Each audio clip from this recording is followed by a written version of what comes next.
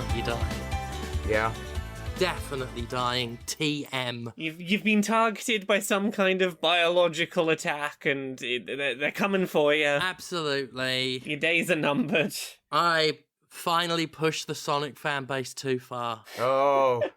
And they got with the 5% of all people who have ever played games who are dying on the hill of the Callisto Protocol. And they've taken me down at last. The doctor says it's just a common cold. This isn't how I commonly feel, folks. No. Do you commonly have a cold? I don't feel good. I mean, you are probably currently cold. It's very cold in the UK right now, but that's not the same as having a cold. Right? I've got my heating on full blast. And I still feel chilly. This is not right. My throat. Like, here's how I always have a cold, right? I feel thirsty. I drink a lot until I realise the drinking's doing nothing, and then it's, oh no, I'm getting a sore throat. That's the first night of it. The next day, sore throat all day. Next day, the other symptoms, throat goes away. That's how I've always had a cold. That's how we always have colds in this house. And this is not that. It's been over a week and my throat is still fucking bad. Like inflamed, sore, scratchy, the works. Yeah, but the doctor said it, and no doctor has ever not been right about anything. We're in the middle of a wave of Strep A cases. I've had strep throat before because I've lived in Mississippi. I know what it feels like because it happened all the time. I know what strep throat feels like. Fee has had this for going on 2 weeks. Looked down my mouth and immediately went, ah! So something's up.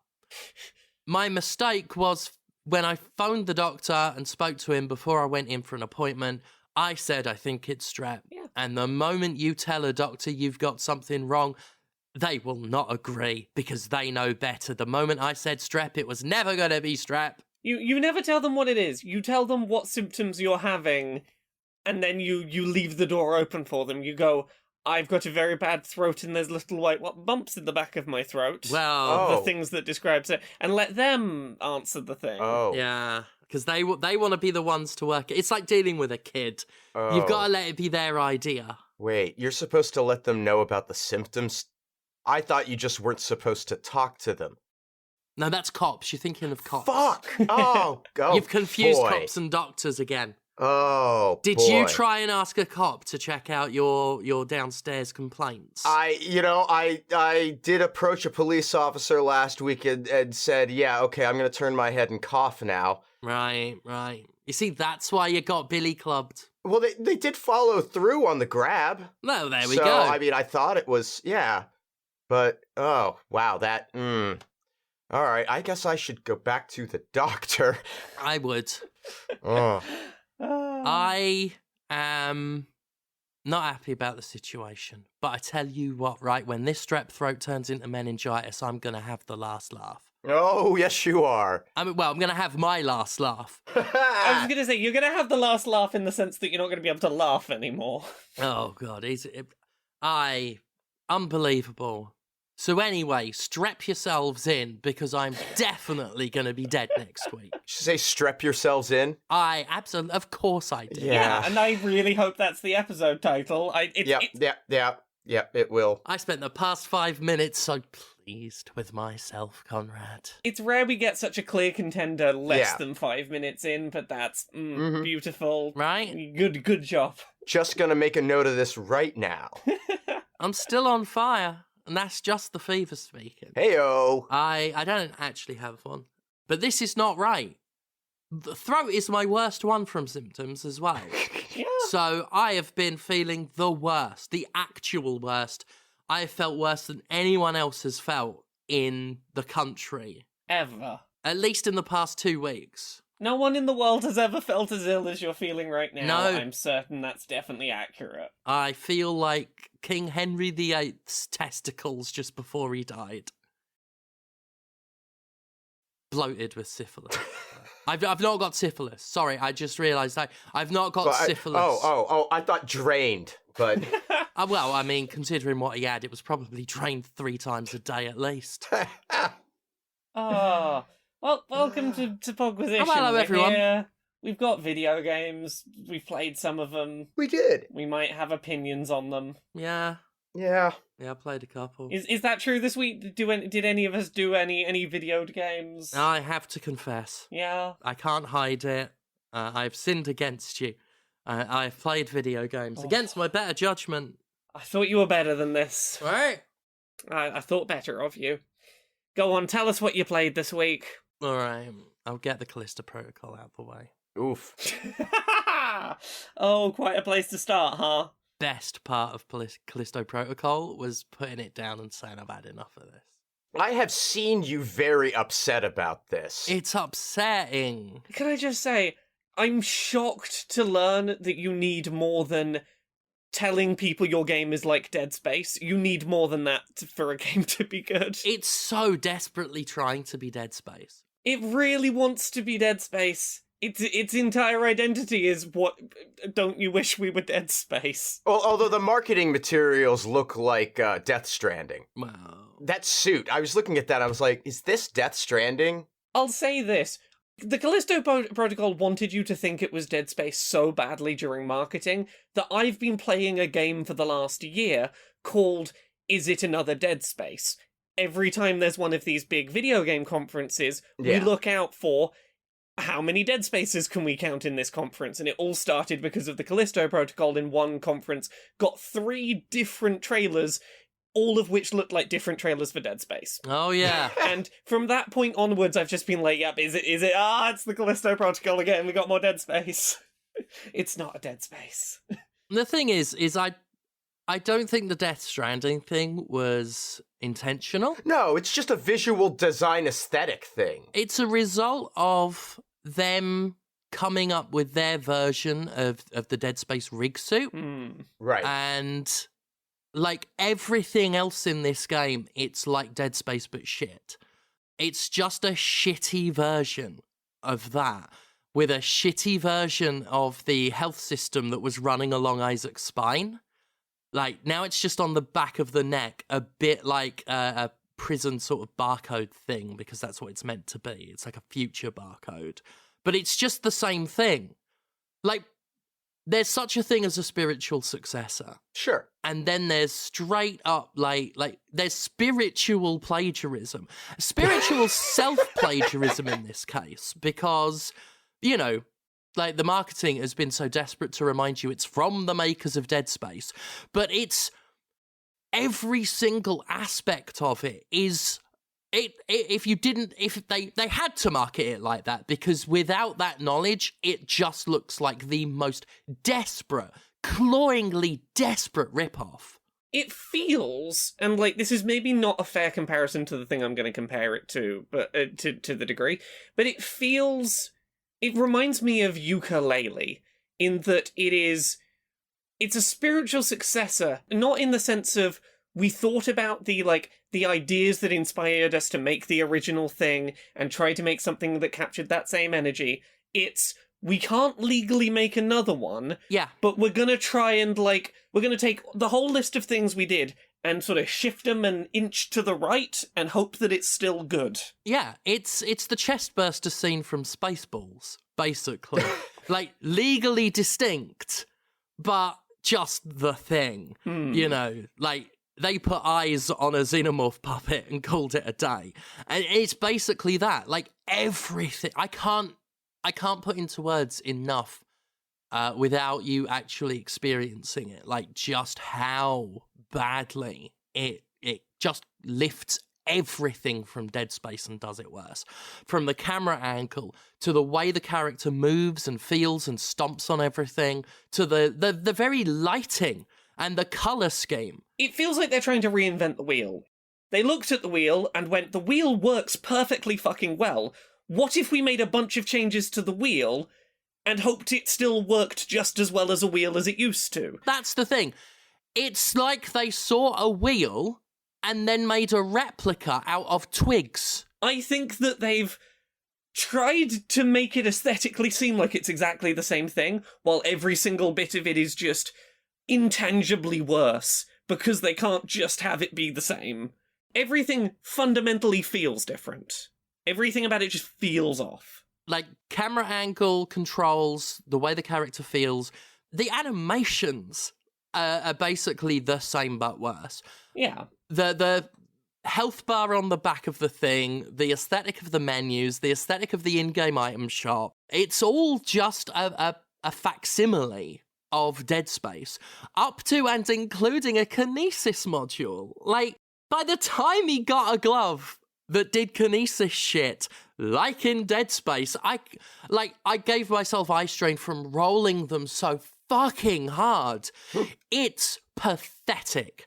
That's the problem with this game. Like I said in my review at the very end, if I made one change to this game, it would be to give it some goddamn fucking dignity. It's got such little dignity in that it can't be as good as Dead Space, but so desperately wants to remind you that it is that it was made by the creators of Dead Space. That it copies everything, but so much worse, like amateur hour version of Dead Space. The in terms of the creative side, just sort of aesthetic and art direction and design, like the enemies are just so pitiful. Like, they didn't even try to match the necromorphs, much less top them. They had no other ideas. And I think that speaks to just how creatively bankrupt the Callisto Protocol is, in that they knew they could copy all of the mechanics and the general aesthetic, but you can't copy the necromorphs because they are intrinsic to the style, the story of Dead Space. That really would be like copying a xenomorph. So you can't do the necromorph. So what did they do? They just didn't try to be original. They're just space zombies. They're just the infected, with the only real variance aesthetically being how much they look like they're covered in cum. And they just get progressively more covered in vomity cum as the game goes on. It's appalling, the inability or just the lack of desire to come up with anything more original than that. Then we get to the mechanical side, which, as I said, fundamentally it copies everything about Dead Space, but worse. You know, it's got the kinesis, but there is nothing no environmental challenges with it. It's just really unsubtle, conspicuous spike walls that would have no place literally anywhere, that you just zap an enemy towards yourself and just blow it into a spike wall. And that's about the only practical use for it. You've got guns. The game is very melee focused, but you've got guns, but again, didn't even try to come up with anything like in Dead Space. It's just pistol, shotgun, and that's it. Oh. There's more than 2 guns, but they more or less just fall into the category of pistol and shotgun. It's just different versions of the same fucking gun. And the only real effect they have on the game is they give you more ammo types to pick up, thus more quickly fill up the most pathetic inventory space this side of Signalis. I haven't gotten to the jump scare yet. Oh. Jump scare singular. Because even though it's repeated many, many times, there's only one. And its thing jumps out at you and you button mash while it drains your health. I want to say a handful of the leech enemies aren't scripted. The rest is either scripted or is such an ambush you couldn't have seen it coming. Like, they're hiding in chests and things. So you're gonna open a chest. You're gonna lose health. There are leeches that jump at you and drain your health while you button mash. Then there are heads on the end of fleshy tubes that jump at you and grab you and drain your health while you button mash. These 2 things are the same. They look different, but they're just the same. And then regular enemies can initiate a grapple without any warning and without any defense and grab you and drain your health while you button mash. 3 different things, the same mechanic. 2 of them designed to be jump scares, the only attempts the game ever makes at scaring the player. And if anyone on the development team thought that was scary, I am embarrassed for them. It's embarrassing that any of them thought that might be scary. Like, within the first hour, it happens so many times that there's practically a genre's worth. And then they just keep doing it. Over and over again, back to the well, sometimes multiple times a minute, sometimes twice in a row. Like, I've got some footage captured of me jumping over a pipe and then immediately being grabbed by a head on a stick. The chomps, button mash. It's scripted. I reloaded to do it again. There's no anticipating it. Then I shimmied through some pipes and was immediately jumped on by a leech and had to do the same mechanic. It happens so many times, and it's so annoying, because health is a scarce enough resource as it is, and this is a case of the game just helping itself to hit points. Just thinking, you've had enough health now, we're going to take some away. They might as well just periodically lower your health bar for all of the mechanical effect it has. It certainly saved my triangle button some wear and fucking tear. I'm just baffled. I got to the point where several hours in, like, every time it happened, I genuinely wanted to just stop playing forever. It's demoralizing because you're being punished for nothing. It's aggravating because you're constantly button mashing. It's intellectually insulting because it's supposed to be scary / challenging / surprising. You can only do it so many times before it's not even a surprise. And the fact that the game has nothing else. I guess you could say that when you're locked into a tight focused camera for the combat that's clearly designed for one-on-one fights and you get punched in the back of the head, that's surprising the first few times. Then you just get used to knowing that's gonna happen. Why is the melee combat Punch-Out? That's the one big change from Dead Space. That's a choice. They decided to make, like, really bad combat. It's Punch-Out. Like, you've got guns. They're sluggish. They're weak. Right. They're designed more for use as part of a combo. Like, if you hit enough times with your melee weapon, you'll get a little prompt and can auto-aim and shoot. When and if that works. But that's more or less what they're there for. They're there to bolster the melee combat, which is really, like... oh, God. It's... First of all, you can't be too aggressive because you will be immediately punished. So it's a really, like, tiresome routine of dodge, swing, dodge, swing, dodge, swing, just trading back and forth. And it's like that for hours. And the dodging is very much like the way it apes Dead Space. Like Punch-Out, the old NES game, but worse. If you could believe that. Let's not slander the original Punch-Out. That game remains fucking solid. I'm saying that, like, decades later, doing a worse version of that. That's the problem. That game works perfectly. The problem is it's not contextually in the right place here. Because I don't think there's anything wrong with the mechanics of Punch-Out in terms of combat.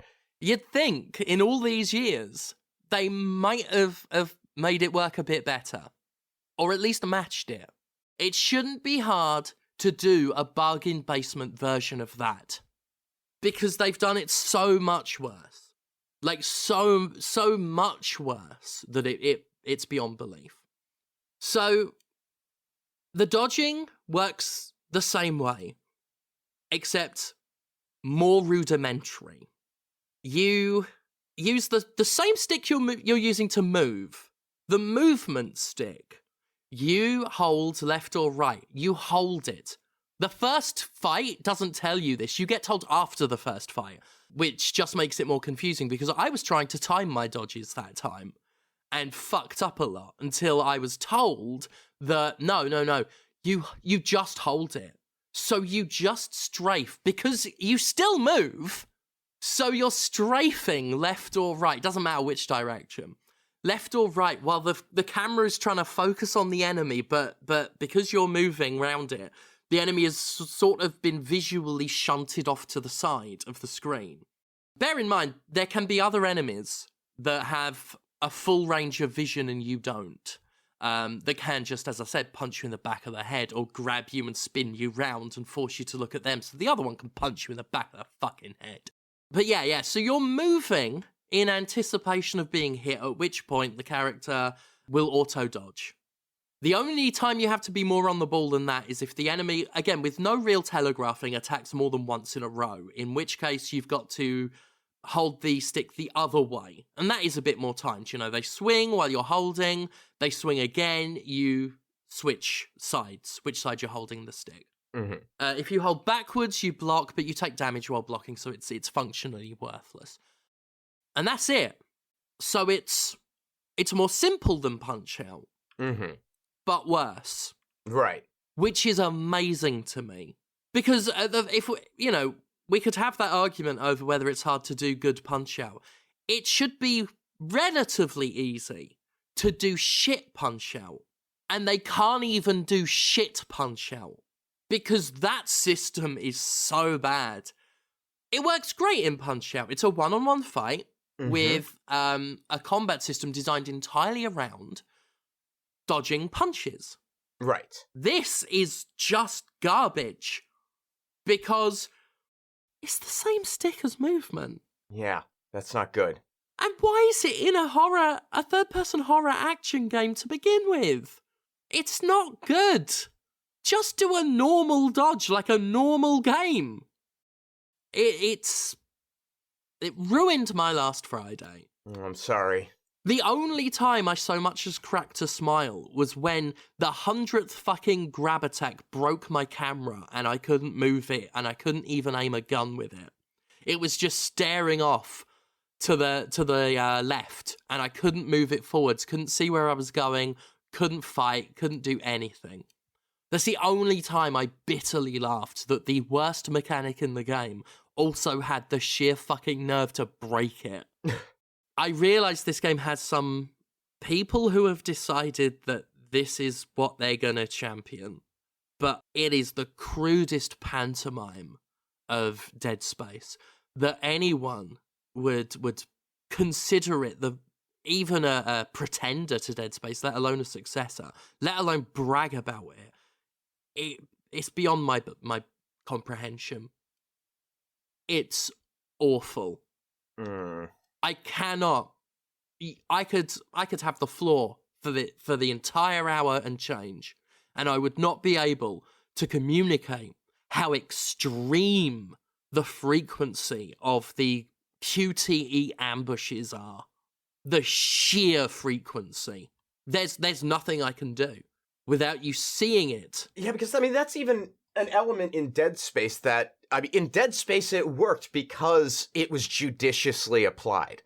You would have that sequence come up maybe, 6 times through the playthrough? Yeah, it happened a few times. Yeah. And several of the times, like the little tiny leechy things, you could get distance and shoot them before they got near you.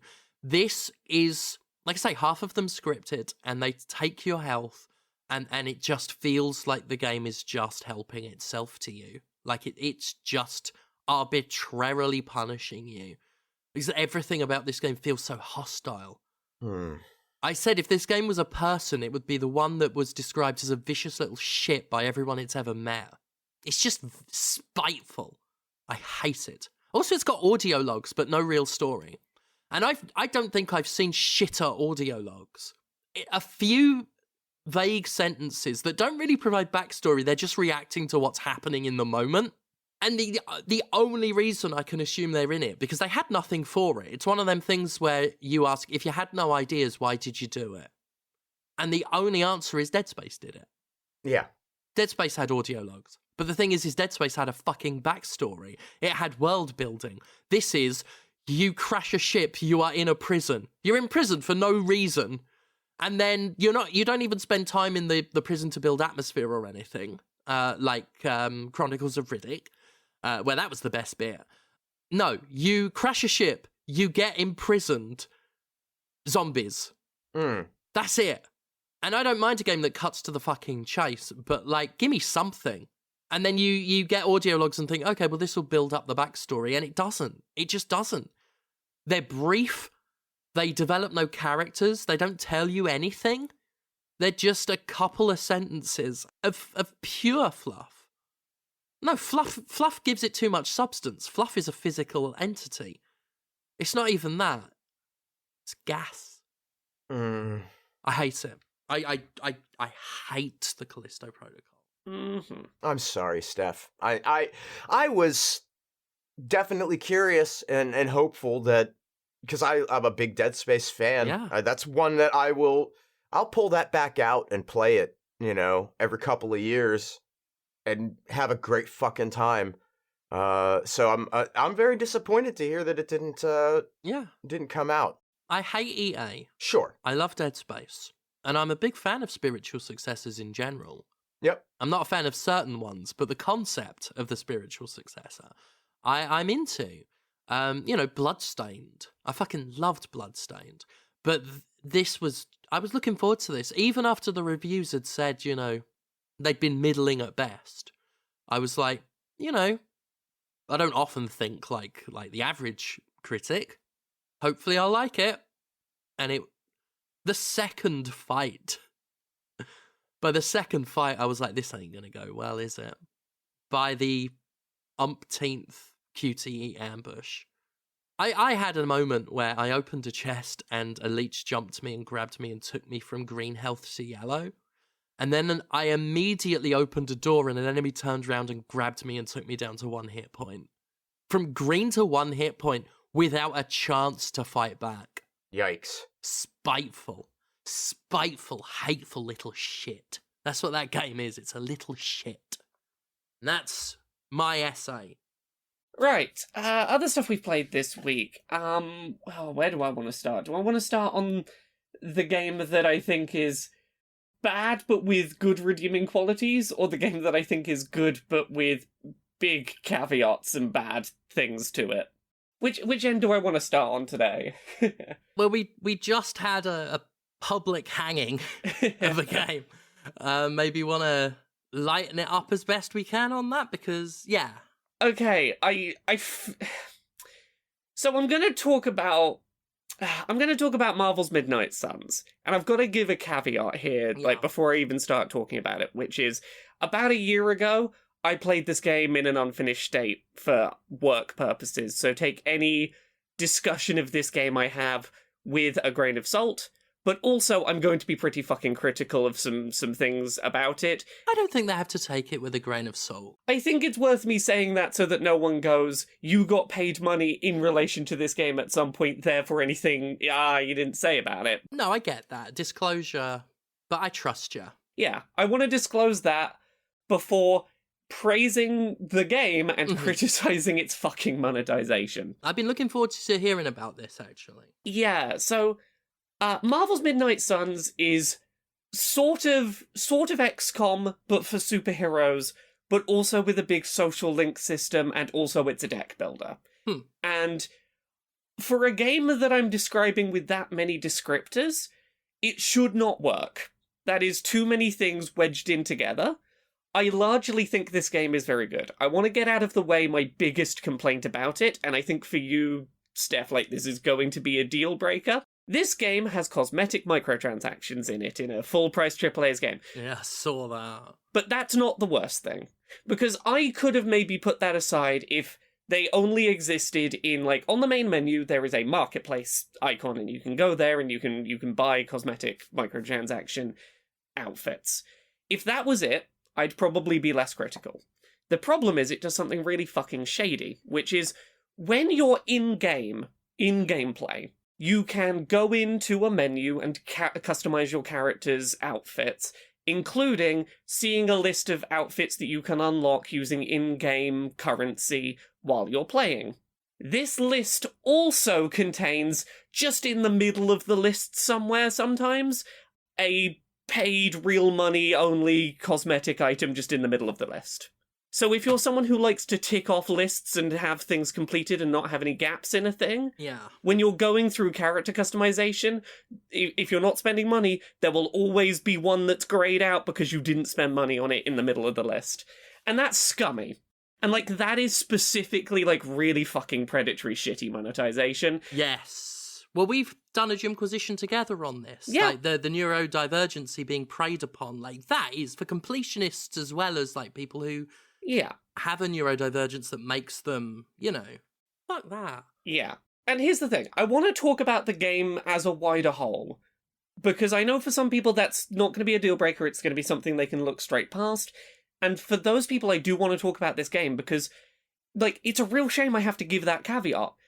Because the video game itself, while unwieldy and, like, very, like, chaotic in scope, is really fucking fun, and I so enjoy its core gameplay loop.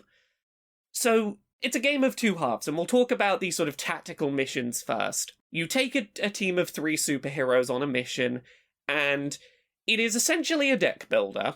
Each character has a deck that is maximum size 8 cards. So these are like small decks, but you're taking, say, 3 characters, their 8-card decks get shuffled together, that's the deck you're bringing on the mission. All of these characters' cards do fundamentally different things in the context of a tactics game that are usually pretty well themed to the superhero they're based on. Ghost Rider can sort of move enemies around the battlefield by sort of pulling them around with a chain. Captain Marvel can do big energy laser blasts that'll hit every enemy in a straight line, so maybe, you know, Ghost Rider can get them in a line so that she can do that attack. You've got characters with, like, portals they can use in combat, or characters that are very good at single big damage hits. All of them feel like pretty fundamentally different in how they're built. For people who are coming to this who might not usually like card games, I think that this does a lot of stuff to remove a lot of the frustration that's often built into card games, particularly around consistency of hands and making sure you don't just have a turn where you have a shit hand and nothing you can do. No matter how many cards from your hand you use up in a turn, you always draw back up to your full hand size on the next turn. So you are encouraged to do lots of things and, you know, you'll have more resources next time. Every turn you have a couple of chances to just scrap a card from your hand that isn't helpful and get a replacement. There's a lot of things there to just ensure that you are never in a position where I just drew a bad hand and there's nothing I can do with it. In terms of the resource system, you have a limited number of cards you can play per turn. It is a fixed number. This is your equivalent of like a mana system in something like Magic the Gathering, is you can play 3 cards this turn. Nice, clear, hard limit, except there are ways to increase that. One of the big complaints I often have about superhero games is not having opportunities for you to feel incredibly powerful and like you're just tearing through nothing enemies that make you feel strong. I think this does it really well, in that the game has 2 core types of enemies. There are enemies with health bars, and there are nothing enemies that have no health bar and a single hit will kill them. And you can use those enemies to often activate abilities to get you resources back to extend your turn. There will be cards that are things like, if you use this attack to kill an enemy, you get an extra card play this turn, or you get to draw an extra card, that set these nonsense enemies up as a thing you can feel cool by just wiping out in one hit, but also allowing you to make sure you're activating these abilities that let you extend your turn. Add on top of that things like environmental kills that you can do that don't require there to be cards in your hand, that give you options if you've still somehow ended up with no usable cards in your hand, to still have something you can spend resources on. The whole system comes together really well. It is a very satisfying tactics game that, while based on card game mechanics, like, both of them feel equally like they were the focus of how the combat system came together, and the game plays really fucking well. The other half of the game is a pretty decently sized open world with a bunch of collectibles to find and little side quests to go on and secrets to explore and crafting materials and social hangouts to do with characters to build up levels to strengthen their attributes. I've heard about that more than anything else. Yeah. You're the first person I've heard actually describe what the gameplay's like. Yeah. And, like, here's the thing. The stuff outside of those missions is there is almost an overwhelming amount of stuff that you can do outside of missions. Some of it is very core to the loop of doing those missions. It's like, hey, you got some booster packs of cards to open to edit your deck, and you can go over here to turn duplicate cards into stronger versions of the card you have duplicates of.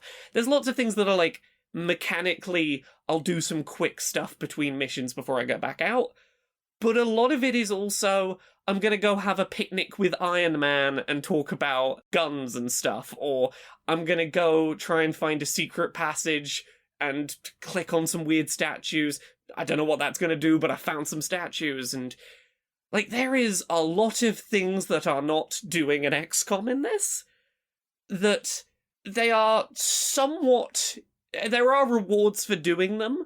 It's basically go do that stuff if you want to unlock the non-real money cosmetic stuff. A lot of that is go explore this third-person story out in the world. But yeah, the core gameplay is just, here's a hand of cards, use them to select attacks that are going to be specific per character to do a bunch of XCOM-style stuff. I really appreciate, like, there's a few things that are hallmarks of XCOM that do not make the move over here that I really appreciate. There's no accuracy system, where there's a percentage chance of your attack not hitting, or a percentage range of what damage it's going to do. The damage on the card is the damage the attack will do, and it will hit. That is just, if you use a card to do an X number of damage, you'll do X number of damage, which I just think is a more satisfying thing for me personally. I have some complaints about, like, if you go into this as someone who doesn't know a lot about comics lore for Marvel stuff, or whose knowledge is largely the Marvel films, this game makes no attempt in its first couple of hours to explain any of what the fuck is going on. It will throw comics versions of characters at you and just expect you to either know who they are, or to be willing to wait a few hours before the game starts giving you backstory. It is not a friendly start. There is a lot of interesting story once you get into it, but, like, much like modern comic books, it is not friendly to actually starting a story by explaining who any of the people are. My only other, like, complaint, and I've not made it to this point in the final game, in the released game, but I did go on YouTube and go, is this boss fight the way that it was when I played it like a year ago? And it is. I fundamentally think that the design of the final boss fight of this game is really anticlimactic and fundamentally narratively at odds with what the story is trying to build. I think that it's a game that tries to insert... Okay, I don't feel too bad about saying this much. For a story all about how everyone needs to come together, no one person can save the world, the final mission sure does make every other character useless, and your original character is the only one who's strong enough to save everyone, in a way that just feels really like, that's just a weird flat note to end on. Mm-hmm. But, like, the core gameplay loop, really fucking satisfying. I really love playing this game. My biggest problem is just that fucking... Don't put cosmetic microtransactions in a full-price game to start with, but if you are going to do it, don't do it in such a way where every time you want to swap outfit, you're presented with an outfit that you can't own unless you pay for it. That's a bummer. Yeah. Yeah.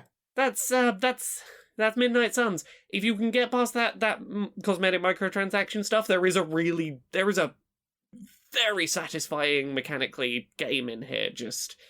yeah, that caveat's really taken the wind out of my sails on telling people to check it out. Yeah, that's a bummer. Conrad, what have you been playing this week? I played a horror game called Mirror Forge, and it's a little difficult to recommend. I do think there's something there that's interesting. it's very rough around the edges to start with. They are working on it quite clearly. There've been patches coming in at a pretty rapid clip. But like, just to illustrate, there was a known bug at launch where the mouse sensitivity defaulted so low that the mouse didn't work. So, and I don't want to be too hard on him because it's a small team and it's kind of ambitious for what this is. The game is a first-person horror thing that definitely is cribbing Silent Hill vibes. You are a guy who is a doctor who woke up in a field 20 years ago with no memory of who he was, but had like medical knowledge. So I guess then he didn't have to go to med school to become a doctor. I don't know.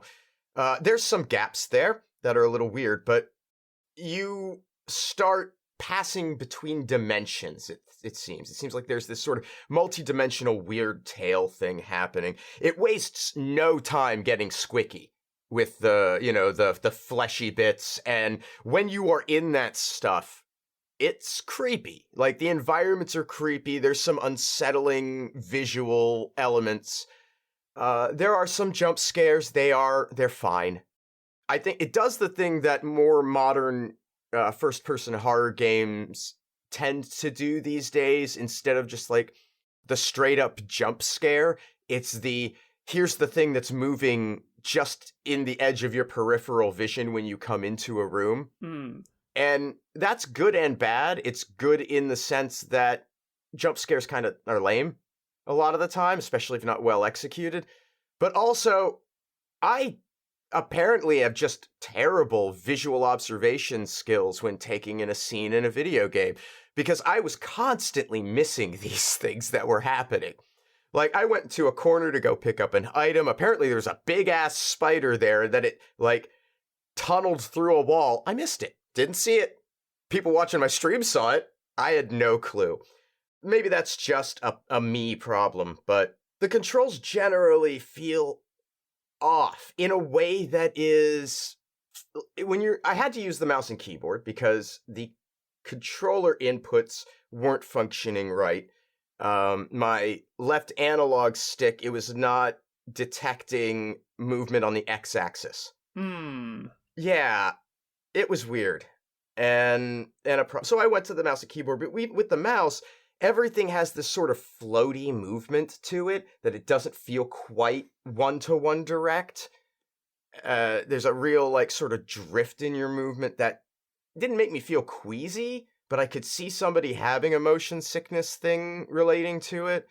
And the lighting was making me a little dizzy at points. It's very sharp, it's very harsh. There are some little minor things that I would definitely be taking a look at here, like the indicator for when you can interact with an object. You put your cursor over, and your mouse, or whatever the indicator is, switches to a little hand. I think it's a dot at the center of the screen, and then it becomes a hand.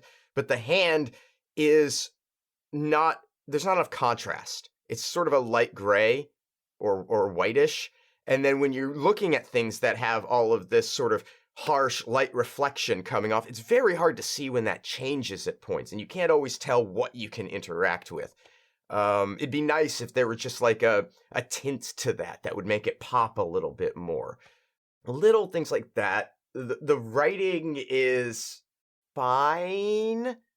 While we were playing, I kept making comparisons to like Stephen King quality writing, but it's not. It's Alan Wake quality writing. And I'm not talking about the writing in the game Alan Wake. I am talking about Alan Wake, the character's talent as a writer. Because there is a big distinction there. The writing in Alan Wake generally is very good, but the writing that Alan Wake does, the content of Departure, the novel he writes in the book, is not great.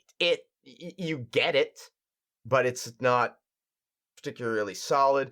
The voice acting, when it's there, is a bit flat at times. Like, I want to like this because it's got some very interesting, creepy visual stuff, It has physics puzzles in it, in that certain objects you can pick up and manipulate by carrying them around. And that could be a problem with like specific positioning because of how loose everything is and the way physical objects, when you would collide with them, they might, do things. They snap into place, and I'm eternally grateful for that. Because the thought of a loose physics object in a puzzle where I'm having to climb across like a board connecting two items in the way that these physics are designed does not seem good. And I say that with a very strong sense of belief, because there is a puzzle where you have a board that's on a fulcrum, so it's a lever thing, and you need to walk up it to get to a higher place, and there's a box that's loose that you can just stick on one side. Its weight is not necessarily greater than yours. You could actually if you walk all the way up to the top and have it at the bottom, it'll fall off. And if all of the physics-related object puzzles in this functioned like that, it would be fucking infuriating. But thankfully, they at least account for that.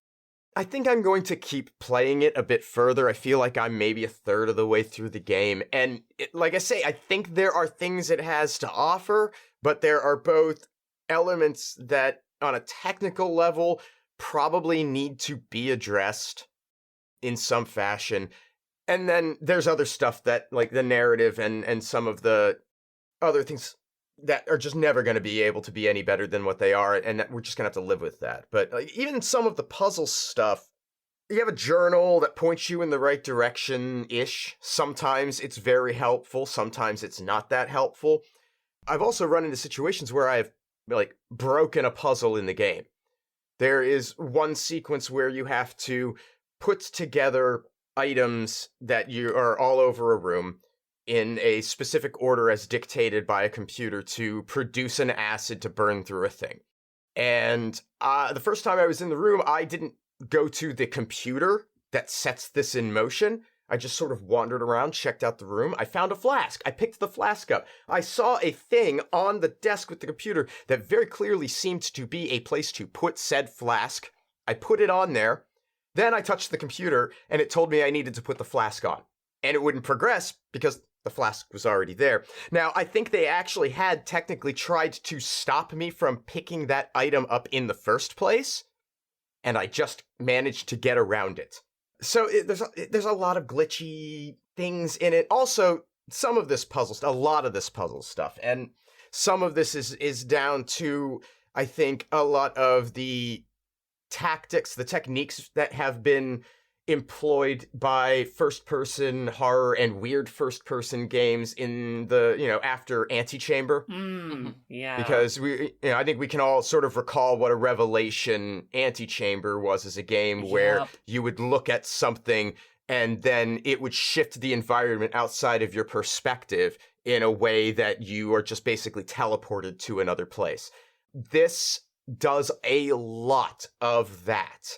And so that means that a lot of the puzzles in the game are really go into the room next door to get an item and come back into this room to use the item.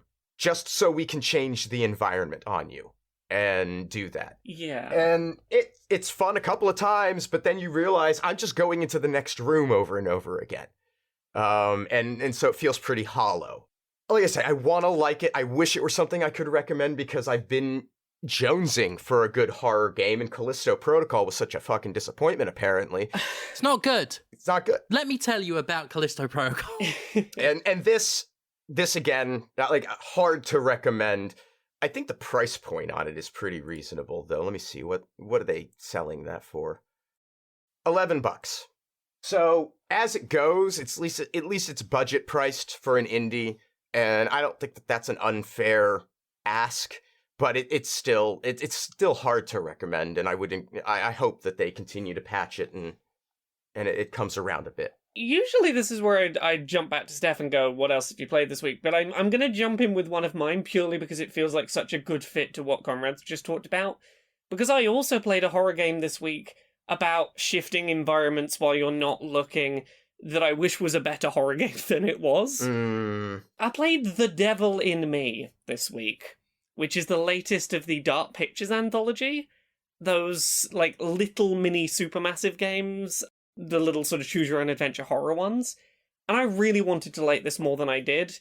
This one is essentially their attempt at doing a Saw film, but as an interactive horror game. Not quite one for one. It is based on, loosely based on a real serial killer who existed, but whose exploits are probably exaggerated by historical tabloid accounts. There is a real person called Henry H. Holmes, who is alleged to have been a serial killer who had a murder mansion that had shifting walls and murder traps everywhere, and this game takes that as a true thing that happened, and you are placed in the shoes of a group of documentary filmmakers who are trying to put together a documentary about this serial killer, and they realize their documentary is absolutely fucking shit, and they know it. And they get a call from a mysterious stranger going, "Look, this is gonna sound weird. I'm not a serial killer enthusiast, I promise. My relative who's just passed away was a serial killer enthusiast, and they managed to get they privately had money, and they've, managed to get a hold of blueprints of Henry H's, Holmes's murder mansion, and had built some recreations of it. Would you like to come and see it and film in it for your documentary?" And they know their documentary's in the shitter, so they're like, "Yeah, sure, why not? This doesn't seem like a terrible idea at all. Oops, now we're trapped in a murder mansion with shifting walls and everything's trying to kill us." I like the concept. It requires a certain amount of disbelief, because there were a few moments where I was like, you're literally a documentary film crew who are making a documentary about the original murder mansion serial killer. How are you getting caught off guard by these things? They're literally the MO of the person you've been making a documentary about. Mm-hmm. You've got to be okay with a little bit of that. And it definitely is one of the more railroady of the supermassive games there have been, or at least most transparent about it, and it tries to hang its hat on that because you are literally being funneled towards murder rooms by a man who can make the walls shift and force you to go toward the murder trap rooms. Right. But that doesn't change the fact that it is still a lot of, "Oh, you thought you could go that way, but you can't. We closed it." And, they don't even lean into it properly. There's a lot of times where there's just doors that are locked, and you go down a direction, there's just a locked door. And, if they had gone to the effort of, you start walking that way towards a door you see, and you see a sliding wall slide in front of it, and you're like, "Oh, I guess you're stopping me going that way," that would have at least, felt better. I generally enjoy the writing. I think the characters are really interesting. Even the ones that I hated, I'm not going to say I thought they were good people by the end, but I at least, came around to them and was like, I feel like you've been through enough that I don't want you to die anymore, which is an impressive job for such a hateable character. Mm-hmm. The main places that I would set people's expectations for this differing from something like Saw is that it is not about a killer who is trying to teach any kind of specific lesson that is in any way paralleling some aspect of the person in the scenario. It's not Jigsaw going, "You're too indecisive, so now you have to make a decision." It's not that kind of thing. It is just, I want to watch you struggle and make horrible choices, and there be no good answers, ha ha ha, I'm evil. The other thing that I think is important to note is there are two moments in this game that are the most bullshit moments that supermassive games have ever put in any of their games. Scenarios where there is literally no possible way to make an informed choice about how to keep characters alive. There are two scenes where two potential characters, one of them could die, two of them could die, none of them could die. Both of them are complete and utter bullshit that you could not... There's no moment you could have observed that would tell you, aha, this is the right choice to make. Mm-hmm. I want to give one very vague example of one. There is a scenario in which two people are in a death trap. And earlier, you can decide which of those two people has an item with them. Depending... If one of them has this item, they can use it to survive the death trap. If the other person has that item, they cannot use it to survive the death trap despite being in exactly the same scenario. The item keeps one person alive but not the other for arbitrary no reason. And, like, I could forgive a lot about this game, but those moments are, like, they are the most transparently... Like, both of them are... If you succeed, you'll look at it and go... okay, I'm supposed to have acted on information I didn't yet have, I guess. Mm-hmm. And it's not even like the game leans into it and narratively goes, yeah, this person was never putting you in scenarios that you had any way to knowingly escape properly. Like, it doesn't lean into that. It's just, nope, you failed because you didn't correctly guess that this person would make better use of the item for no reason. Fuck that. Which is a real shame, because I still had a good time with it. It is a really neat concept that just I can't recommend to most people. If you are really into interactive horror stuff like Supermassive does, and you don't mind having a good time with it, but also being like, I had a good time, but I want to complain about it. If you don't mind walking away from a game with that feeling, might be worth a try. I'm glad I played it. I want to complain about it more than I want to praise it. So yeah, that was my frustrating time with the devil in me. Yeah, that's a bummer. Yeah. Steph, what else have you been playing this week? I played Gungrave. Yeah. The first one. That's a game, isn't it? It's something. It's not good. No. I mean, it's certainly not by modern standards. No. It's so my overall feeling of it mechanically is it's like Streets of Rage, but with guns instead of punching. Mm-hmm. Very much got that philosophy of it's really simple, to the point where I thought something was wrong with the version I put on my Steam Deck. I was like, it can't just be this. Nope. No, it's just that. It can't be this slow with just mashing this button for the most part. But it is. Yep. Yeah. You've got a sort of, you can jump left, right, back, forwards. It's not, I hesitate to call it dodging. Well, you do get a dodge later, but in subsequent games. But you're right, it's pretty much just a jump at the start. Yeah. It's so simplistic that I was like, it was really, like most of it was really simplistic and easy because you've got a shield. Like, your health goes down quick, but you've got a recharging shield that takes a lot of damage to plate. Mm-hmm. And for so much of the game, the enemies just can't outgun you. They can't chip it quicker than you can kill them all. And I'm like, given how simplistic this is, there is no way they can make this challenging without making it, like, bollocks. Without pulling bullshit. Like, making the enemies behave in ways that you're just not mechanically equipped to handle. And that happens. Pretty much, because you're not mechanically equipped to handle anything more intricate than some dumb enemies standing and shooting at you. You move way too slow. Strafing is not... It's not practical half the time, because you've got to be locked onto something. And locking on will either get you in trouble with a boss, or it will... You're killing enemies too quick for it to really matter. So it's really hard to keep your eye on things, and you move ridiculously slow. There is sprinting, but you just face forwards if you do that and can't do anything else. The jumping can get you into trouble half the time. So, like, by the end of it, it had worn out its welcome. And like anyone who's ever played it, I guess, I love the style. The visual style is really cool. You know, it's got established anime folks that worked on it, and the music is really cool, and the ridiculously, like, melodramatic story. Like, the main character's called Beyond the Grave. Like, I admire that level of cheese. But it is a problem. I've downloaded Gungrave Gore, because it's on Game Pass. I don't know if I should play Gungrave 2 first. I don't... But then again, the story is so... nothing. Yeah, it's very, very simplistic, and Gore has a very lengthy recap of the events of the two games that you can watch. Yeah. and it is absolutely in depth. It tells you everything you need to know. Okay. Yes, I think I'm going to skip to it because, you know.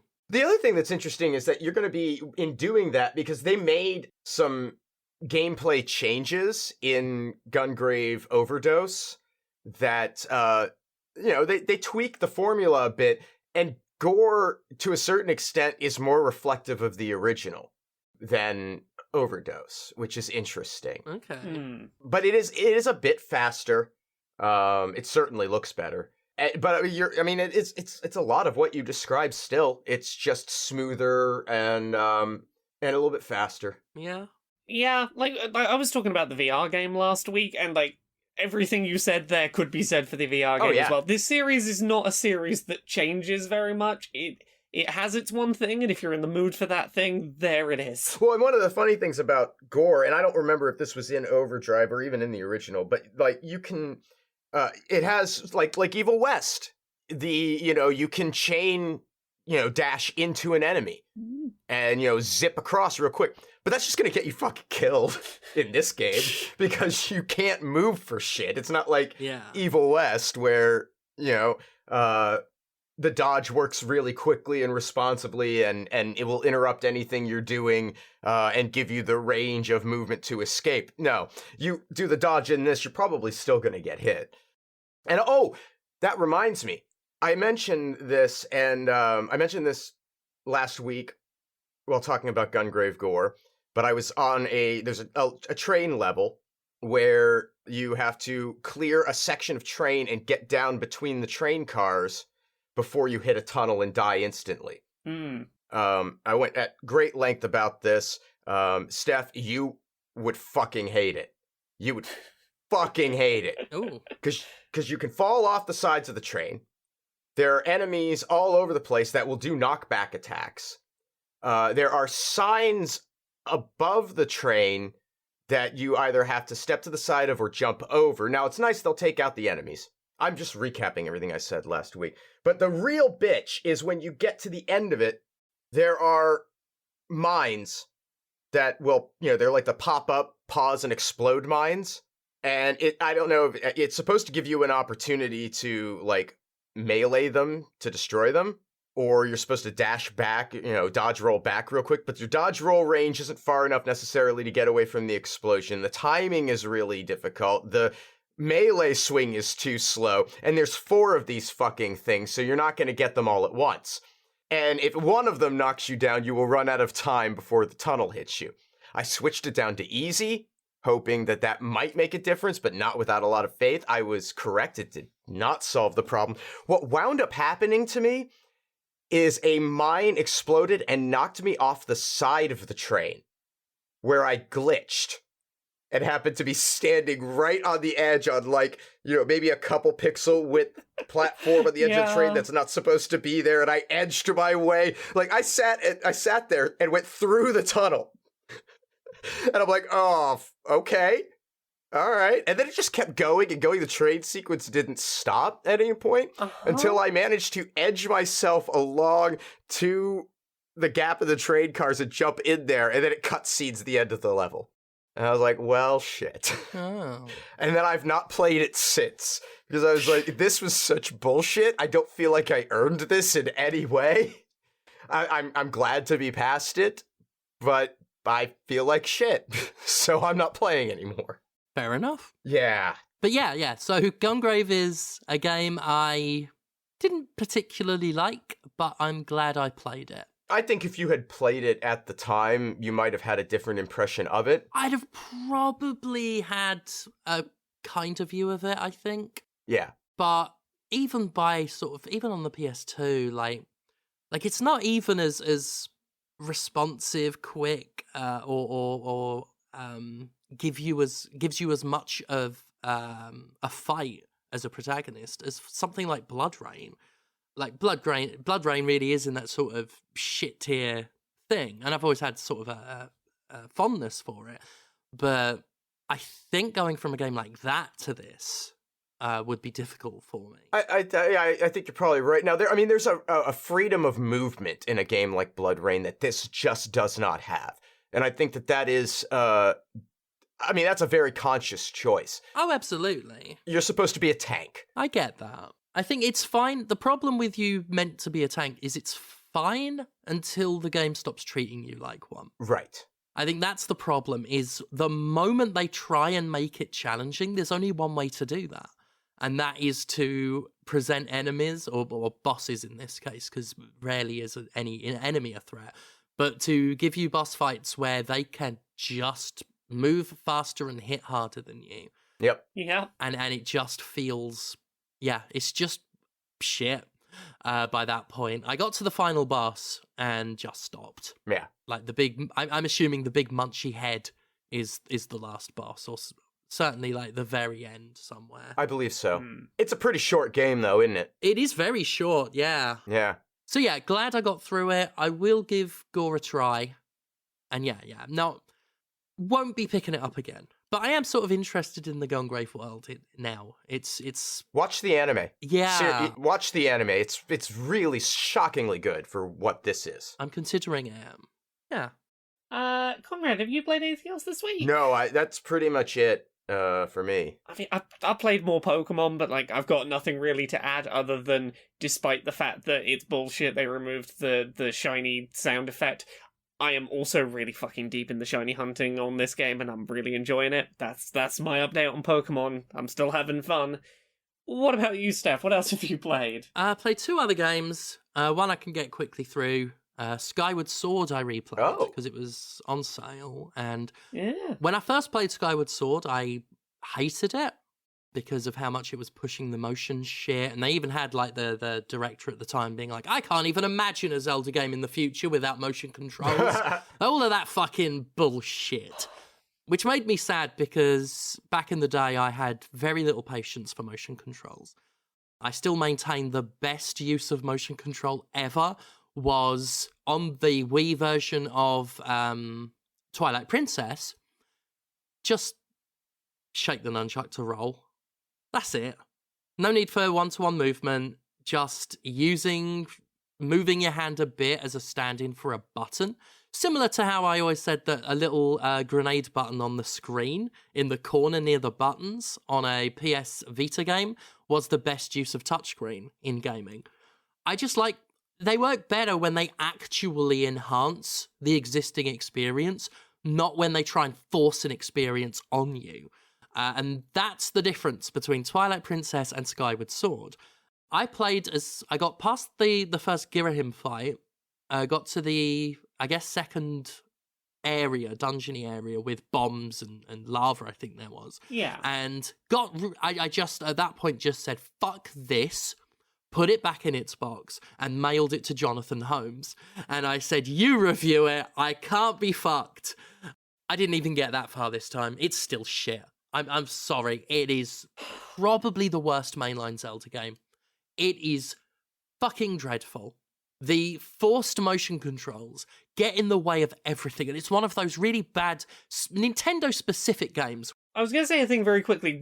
Are you playing the Switch version or the original Wii version? Switch version. Did you know there is an option for you to play without motion controls? Yes. Okay. And I hate it. No worries. That. That's fine. I just wanted to check you knew. Actually, I can quickly do that bit. Using the right stick to sword swing is somehow worse. So I tried that. Plus, you can't move the camera without using motion control for the non-motion control controls. Like, it's just to account for how ham-fisted the motion controls are, the button-only controls are inefficient. So I felt railroaded, and that's one of the worst things Nintendo does. We talked about this with the Let's Go Pokemon games, where they were like, we don't think people will use the motion controls if we don't force them to, which to me speaks of bad mechanics, but I'm not Nintendo. So, you had to use Pokeballs with motion if you had the Switch docked, which, we talked about that, terrible for accessibility, speaks to a mechanic that's not good if they've got to force it. And Skyward Sword is all of that, like, combat, like any other Zelda game, swing with your sword, do some blocking. With this, you've got enemies constantly changing their sword directions to turn even the simplest of fights into something longer than it's ever been and ever would be again in the series. You've got so much more balancing on a tightrope, which someone needs to tell, like, just game devs in general. Like, that's not fun. The balancing side to side on a log or a tightrope, like, it's been done to death and it was never all that engaging in the first place, but it's in this so much because it's an excuse to make you hold the Wii Remote / Joy-Con left to right to keep the balance. They're just everywhere, and again, just makes everything slower because he's slowly tightroping along. The moving the bug is about the only interesting thing, but that steers like shit. I just don't like it. I didn't like it back in the day and thought maybe time would get me further with it, but I stopped because it's just some of the worst Nintendo tech demo railroading for a company that loves doing that shit. Yeah, not pleased. I think it's honestly the worst mainline Zelda game, in my opinion. All I will say, still one of my all-time favorite Zelda games, and I will fundamentally never be on the other side of that. And that is one very polarizing game that just, it is what it is. I understand a lot of people have a lot of love for it. And it's a shame because there are things it does I'd like. I mean, Groose alone makes me want to keep playing it, but then I start playing it and don't want to play it. I can't think of any game I've ever been more nervous to share my opinions on than Skyward Sword. This many years later, I'm still like, oh yeah, no, either I will get 100% total agreement or worst game of all time, and I'm like, yeah, no, I see both sides. Yeah. And I approach it as someone who never has much patience for, like, enforced motion controls and things like that. I really liked them. I really liked those motion controls. I know, a lot of people did. And I don't know what's different for me, I just found them really nice. I think it just speaks to, I've got very little patience for games that make more complicated that which worked perfectly fine when it was simpler in terms of game mechanics. If you have to do a series of physical motions to do what a single button press used to do, then I'm not interested. Plus, I've been dealing with a lingering shoulder injury since June, after I took a double Regal cutter in a tag match, and poking forward with the Joy-Con to get the fucking skulltulas is really aggravating my fucking arm. So that doesn't help. Which again speaks to some of the accessibility stuff. Like, I that's not a disability, sort of long term, but I have an injury that hampers my ability. Ongoing pain is definitely an accessibility thing. Well, there is. I've got tons of that shit, like up the wazoo. Yeah. Hopefully the shoulder's temporary. I don't need it on top of my back and my knees. I don't need it on top of a body that's constantly saying, "Stop wrestling, you stupid prick." But anyway, there's that. Just quickly touch on a game I actually liked. Yeah. Which I played today, got it on the Steam Deck. It's called Void Scrappers. Have we talked... I don't remember anyone mentioning it on the podcast before. No, I don't think it's been talked about. But the name's familiar because of Void Bastards and... Yeah, I thought of that as well. But Void Scrappers it's another, like, Vampire Survivors type survival map kind of thing. And probably the best one I've played outside of Vampire Survivors. It's got the aesthetic of a shoot 'em up, like it's just a top-down spaceships in space kind of thing, with a lot more bullets thrown at you than something like Vampire Survivors. But fundamentally similar. You got a spaceship that automatically shoots. It does the really shitty little pellets at first. Well, at least the first ship does. Then you get upgrades, specific weapon upgrades, and some other passive upgrades as you kill enemies and collect scrap. You only get new weapons by defeating bosses, which intermittently come in. And it's just decent. It's just a very decent one. Moves faster, doesn't hit as hard, and doesn't quite have the dopamine effect of Vampire Survivors. But in terms of it being very playable, quick-paced, fun distraction, out of the many survivor maps I've played this year now, this one is probably going to keep me hooked longer than any of the others. Again, outside of Vampire Survivors. Yeah. I like it. I've so far had one run where I actually felt like I got powerful.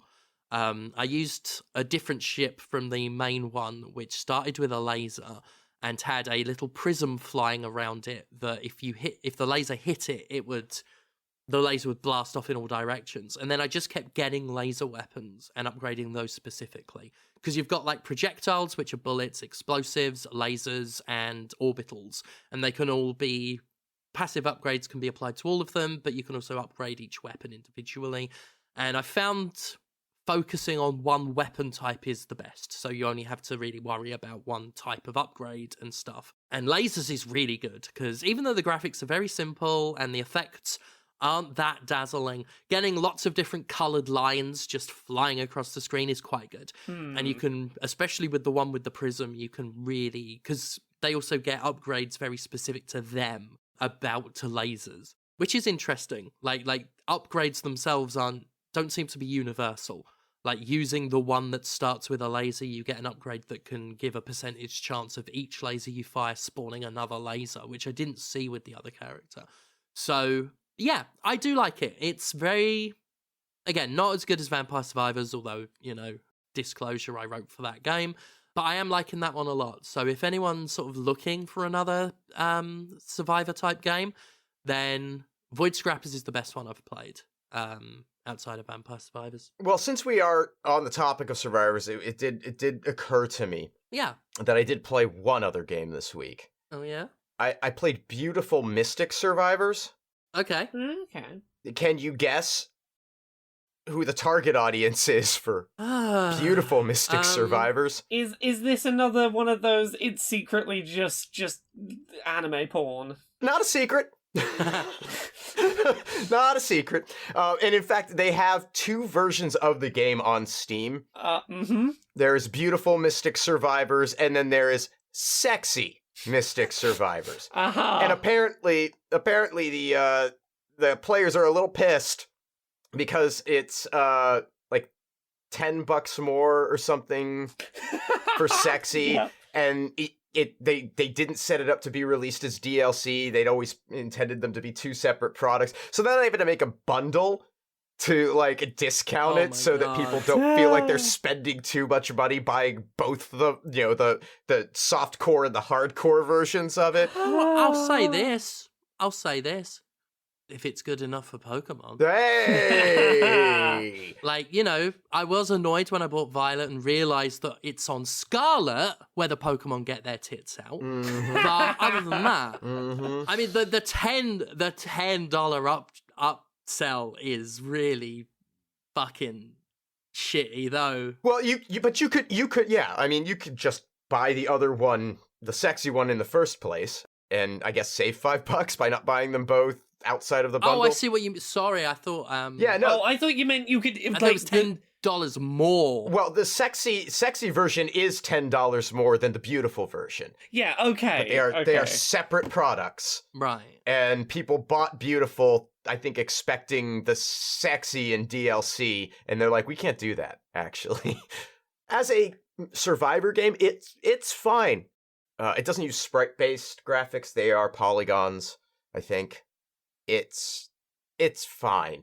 It's okay. Every once in a while when you start taking damage. Oh, he's eating her out. Oh, yeah. Oh, yeah. Well, that I don't know what the stills are in the Sexy. I've only seen the beautiful. The premise is that you are, there are a bunch of these, busty women who are being attacked by monsters, and I guess you are the dude that is sort of going to command their strategy to fight them off.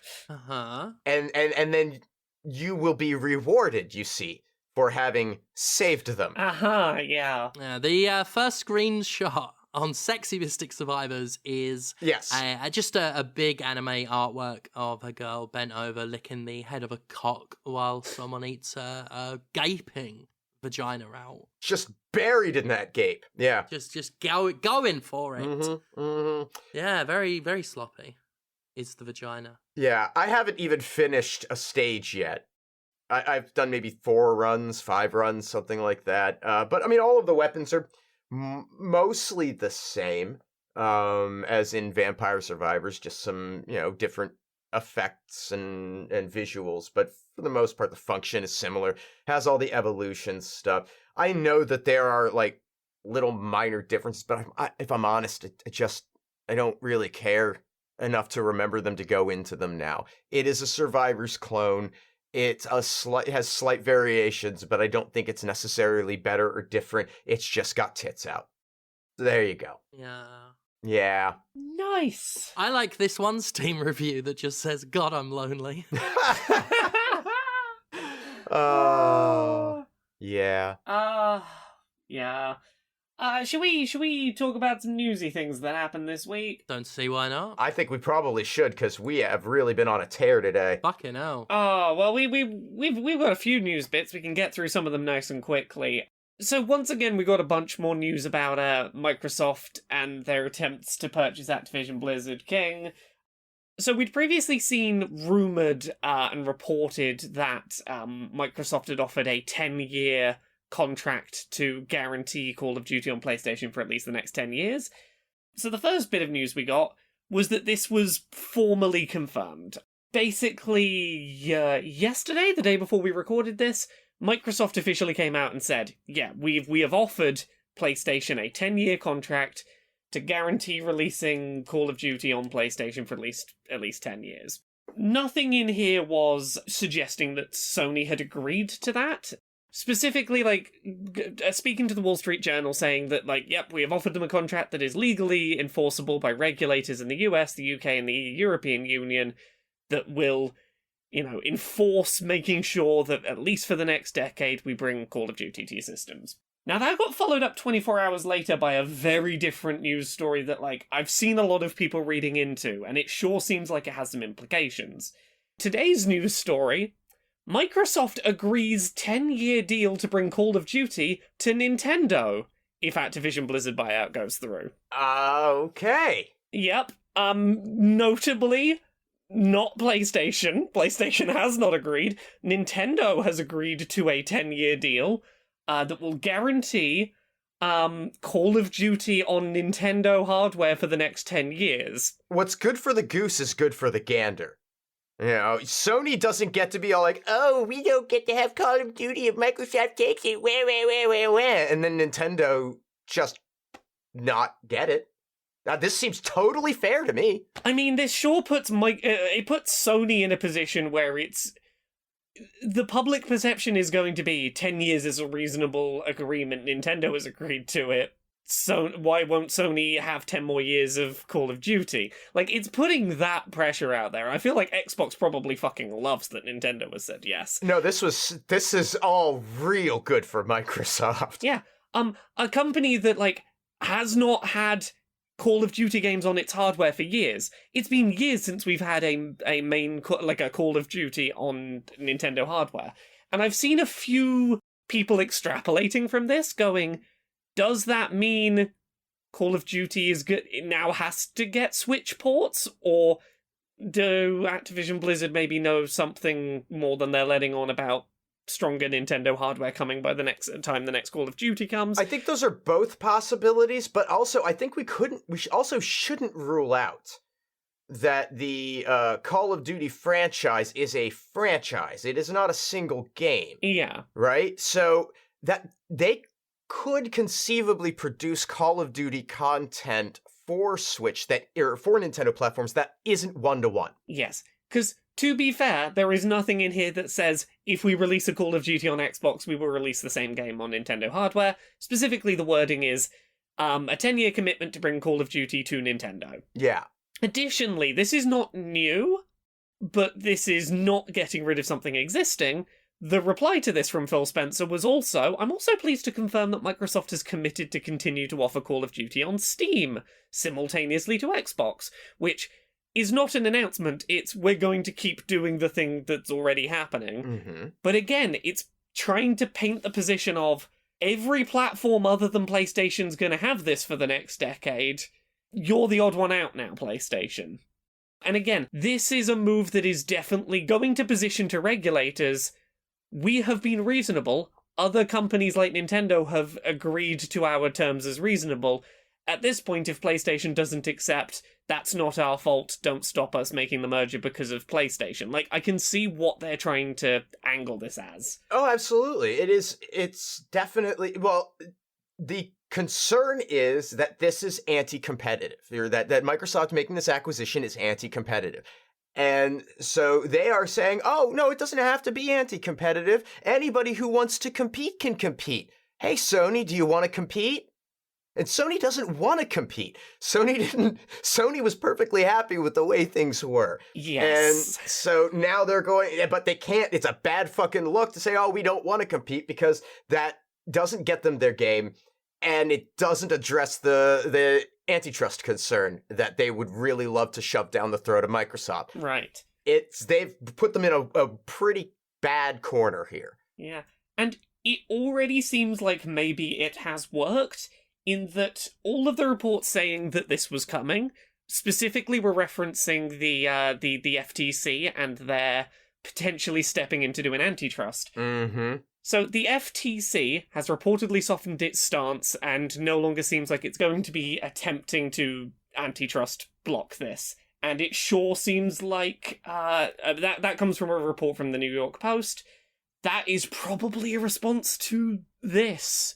Like, it sure seems like Microsoft has managed to escape FTC scrutiny by getting Nintendo to say yes to a decade and being able to point at Sony and go, they're the problem, not us. They're all the problem. Yeah. Should we talk about ways that Activision-Blizzard King is definitely the problem? Oh, can we? Yeah. We've got 2 good news stories this week, both about unionization. I like that. It's a good week for that. We talked a couple of weeks ago about how Blizzard was trying to prevent Blizzard Albany's QA testers from voting to unionize. That was unsuccessful. The vote happened. Blizzard Albany's Diablo testers have now formally formed a union. So that is good. That is one more successful unionization story that exists. And then we have another one, again to do with studios that Microsoft happens to own. 300 QA staff at Zenimax Studios, which is that's under Microsoft's umbrella, have just successfully voted to unionize. That's so good. That is really good. It is. Well, and if anybody, it would be QA. Yes. Like, and that's just the thing that's it's proven across the board. It is the most ground level worker. Yeah. Who eventually realizes their position and stands up for themselves. And hopefully that will then progress to other aspects of these businesses. There's something in here I wanted to hit on, because it's the one thing that makes me kind of hopeful that if the ABK merger goes through, Microsoft will respect the existing unions. Mm-hmm. I want to read a quote from Communication Workers of America President Christopher Shelton. We applaud Microsoft for remaining neutral throughout this process and letting workers decide for themselves whether they want a union. There has been a lot of sentiment that Microsoft and ZeniMax have been better than most companies in not, doing bullshit union busting stuff.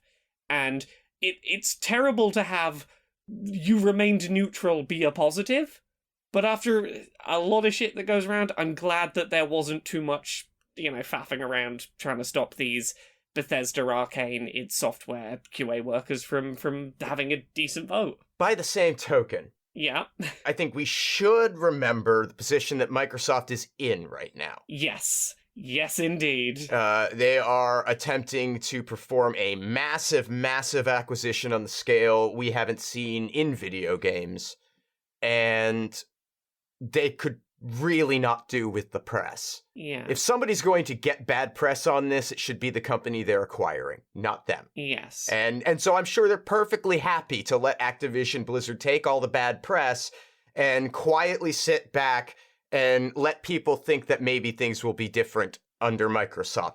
Yeah, and I think it's working for laundering their reputation, because I do want to read another quote from that from Shelton. In an opinion piece he separately wrote around this happening, he argued that Microsoft's neutrality agreement with this one particular union, with ZeniMax, meant that the merger with Activision-Blizzard King would allow workers at Activision to unionize freely. Like, there are already people involved in places like the Communication Workers of America already extrapolating and assuming this means that Activision workers will have an easier path to acquisition. Like, that assumption is being made. Mm-hmm. Yep, and hopefully that is the case, but we'll wait and see. While we are on the topic of unions, Yes. I did want to bring up and point everybody to Polygon this week published a huge explainer on video game unions, how they are being constructed, why they're necessary, and it is excellent work. I mean, they must have worked forever on this. It is very thorough. It's riveting reading, and I think, for my money, the best part of this is that they have formatted it in a way that it is a printable zine on 8.5 by 11 paper and Creative Commons, the whole thing, so that you can print your own and put them in your workplaces if you work at a video game developer or publisher. Nothing would please me more than hearing stories about people wandering into a break room and finding a stack of these on the table. Yeah. Like, that would just make me so fucking happy. I love zines, just generally. I love DIY production of things. I love that Polygon did this and is encouraging people to get engaged and get involved. Obviously, the writers at Polygon are themselves in the Vox Union. And shout out to my good friend Sumit, my old friend Sumit, our just a delightful little buddy. Steph, you remember Sumit? I remember Sumit Sarkar, of course I do. Good man. Good man. Sumit is heavily involved in the Vox Union stuff, and or at least was last I knew. And I can't help but think they probably had a hand in this in some way. Thank you, Polygon, for publishing this. Like, legitimately, thank you for taking this step. Yeah. A couple of other news stories we can kind of skim over, but felt like they were important to acknowledge. Twitch is now offering something called Shield Mode, which basically is replicating the functionality that about 1.5 to 2 years ago people were having to create macros to implement themselves to protect themselves from hate raids. A little late to the party, but I'm glad that this officially exists. It is a single button that you just press and it works. You can set up in the back end what it does. A lot of common features are things like banning messages automatically that use certain words, switching to subscriber-only chat. You can have a lot of these things set as basically press one button, all of them will happen. It is good to know that it exists, and you should check it out. It is a shame it took as long as it did for this functionality to officially exist. In news that's going to surprise no one here, a UK university has done a report that says that loot boxes cause financial and emotional harm to children. They do! I'm shocked. Yeah. This is nothing new, but I do want to point people towards a fantastic YouTube documentary that recently went up by People Make Games that again talks about a lot of this stuff, but from a very specific perspective. It delves a lot into Counter-Strike Go cosmetic gambling that exists and how Steam and Valve seemingly not only allow it to perpetuate, but kind of encourage its existence. And that goes into some real depth. It is a heavy watch, but it goes into some real depth with people who are now adults, who are gambling addicts, who got addicted to gambling because of video games. And in this case, specifically talking about like unregulated gambling on things like CSGO Lotto, but a lot of it applies very generally to loot boxes and how it is creating gambling addicts out of children that becomes lifelong gambling problems. Go watch People Make Games documentary. It is fascinating and terrifying to watch, but yeah, that continues to be a problem. Some good news. Vampire Survivors is getting DLC. I saw that. Yeah! Yeah, it's coming in it's going to be out, I think, a week to the day after this episode goes up. It's out on the 15th. It has a huge new map, 8 new characters, 13 new weapons, some new music. Yeah, a bunch of new stuff for like $2. Good deal. So if you're someone like me that was like, I love this game, I've gotten so much of it out of this game, I want to pay more than I paid for it, you pay some more for it and get some more game. Conrad, do you wanna talk about your about Victoria 3? Just a little bit, real briefly. So, because I haven't played the game, I don't really know much about it. As I understand it, it's a political strategy sim. Yes. Okay, so in Victoria 3, some players have been a little upset because it turns out communism works really well. Yeah, it does. Huh. Yeah, this was published in Kotaku, and they say capitalist playstyles are too inefficient. Like, the bosses at the top get the high pay, workers get low pay. But in Victoria 3's communist economy, worker co-ops ensure that all capitalist wealth gets turned over to the workers. Therefore, their high purchasing power allows them to spend more money in the economy, which then increases economic demand and higher living standards. Weird how that works. Yeah. That is an overpowered system. It's just too good. We can't have that. It's an overpowered reflection of reality. We can't have reality be this powerful. So it's pretty entertaining. Now there are some flaws. It's not like, a perfect system, and there probably are some little technical bits in this, but it is very, very entertaining to watch all of these players interface with these systems and come to the determination that the only path forward is communism. I love that. It makes me very happy, but that's not the only thing that's come out of this that entertained the fuck out of me. Yep. There is a post on the Reddit for Victoria 3 titled "The Path to Fascism Seems Odd." It reads, I'm just going to read this quickly. The main requirement is just one fascist leader in government, but they don't need to be the leading party. In my case, it was the head of the industrialists with 14% clout, while my trade unions were the leading party and they had 24% clout. Then the journal entry triggered, and it seems like I'm stuck on the road to fascism now. Oh no! Somehow, the industrialist leader can command the police to arrest quote-unquote traitors, even though they don't have complete control of the government? That doesn't make sense. There's no way to stop them either. The 3 characters that are picked to be traitors will be killed off. Sending them to jail still kills them. I have a good parliamentary republic with 97% legitimacy, and it just seems odd that a single fascist with only 14% clout could do this without being stopped.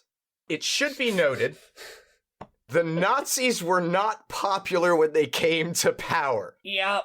What they did is they managed to secure themselves some power and then used it to destroy all their opposition. Yeah. This is the path to fascism. You're right, it does seem odd that we would allow it to happen. It's not that this isn't how it's supposed to work. It is fascinating watching people have these realizations and not have yet clicked the other cog and gone, oh, I see, I understand now. But I do think that might be a few people, a small percentage of people, who might wake up a little bit to how this shit actually works. I really hope so. If for no other reason, then it seems like a lot of these games have been very Western Imperial up to now. Yes. So, yeah, I've never really gotten into political sims.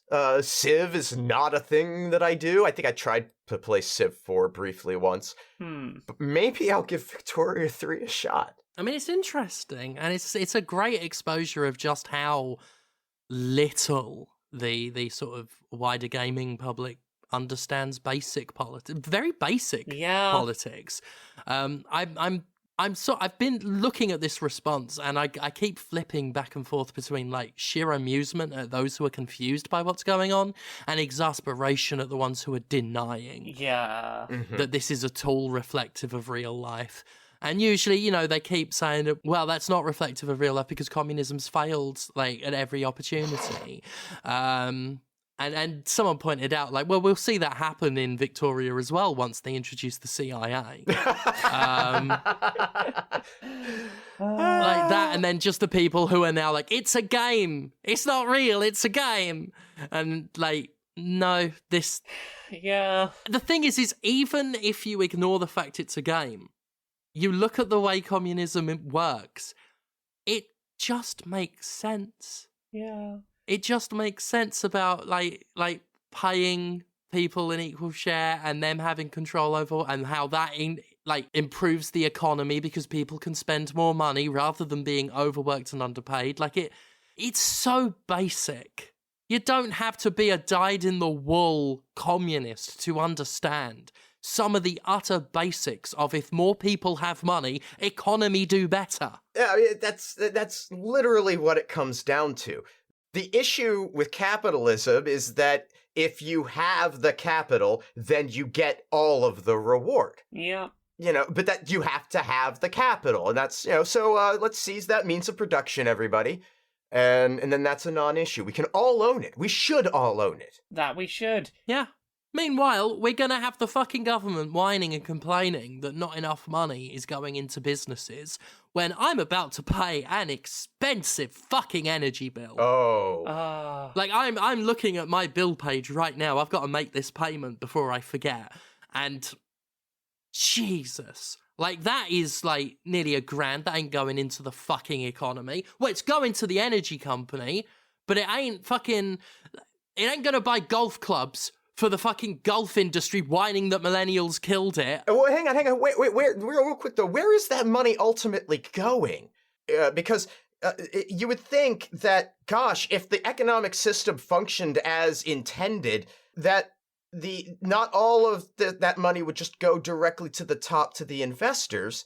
It would be put into the business, or they would be in a position maybe to not have to jack rates up because they've managed it more effectively, and their costs aren't necessarily going to be as affected because they didn't just pay out huge investor dividends and not have anything to work with. So, it's down to we just have an opportunity to fucking soak people on pricing and just jack it through the roof because everybody knows that there's an energy crisis going on because of an invasion.